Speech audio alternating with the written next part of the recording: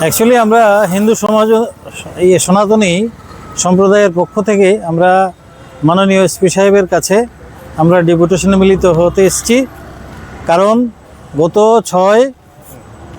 6 জানুয়ারি রাত আনুমানিক 9:30 10টার সময় আড়ালিয়া লোকনাথ এরিয়াতে আমাদেরই এক হিন্দু বোন মাধবী শর্মা ওর বাড়িতে 40-50 জনের একটি মুসলিম দুষ্কৃতকারী প্রবেশ করে বাড়ি ভাঙচুর করে, গেট ভাঙে, ঠাকুরঘর তছনছ করে এবং তার ছেলেকে প্রচণ্ডভাবে মারধর করে।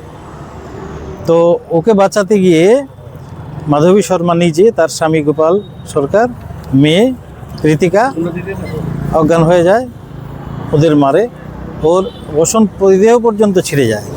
এই অবস্থাতে পরদিন সকালে আমরা এলাকার সনাতনী সম্প্রদায়ের লোক যারা আমরা যাই স্পটে গিয়ে থানার বড়বাবুর সাথে কথা বলি। উনি কলেজ টিলার বড়বাবুকে পাঠান, ওনার সব কিছু দেখে আসেন, মুসলিমদের ফেলে যাওয়া জুতো মাফলার এগুলো উদ্ধার করে এবং আইনানুগ ব্যবস্থা নেবে এরকম আশ্বাস দেয়। পরবর্তী সময়ে জিডি হয়, এফআইআর হয়, সব কিছুই হয়। কিন্তু আজ 6 তারিখ থেকে আজকে 16 তারিখ এখন পর্যন্ত কোনো আসামিকে গ্রেপ্তার করেনি। যার ফলে আমরা মাননীয় এসপি সাহেবের কাছে জানতে এসেছি যে এটা আদৌ কী হবে, যে তারা হিন্দুদের সুরক্ষার ব্যবস্থা করবে নাকি হিন্দুরা নিজেরাই নিজেদের সুরক্ষার ব্যবস্থা করতে হবে। মূলত ওনার কাছে এটাই জানা যে এই ঘটনার কেন এখন পর্যন্ত কোনো অ্যাকশান হলো না, দোষীরা কেন গ্রেপ্তার হলো না। আর এই যদি চলতে থাকে, আপনারা জানেন প্রতিবেশী রাষ্ট্র বাংলাদেশে এখন বিনা কারণে হিন্দু নির্যাতন এবং হিন্দু নিধন চলছে।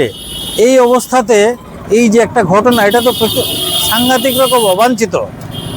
তো এই অবাঞ্ছিত ঘটনাটা তো আমরা চাইছি না। তো এটার প্রতিকার কি, ওইটা ওনার কাছে আমরা জানতে এসেছি। এতদিন হয়ে গেল এখনো আসামিকে গ্রেফতার করা হলো না, আগে হবে না হবে এটারও কোনো গ্যারান্টি নেই। আপনারা কোনো সেই বিষয় নিয়ে আন্দোলন করবেন?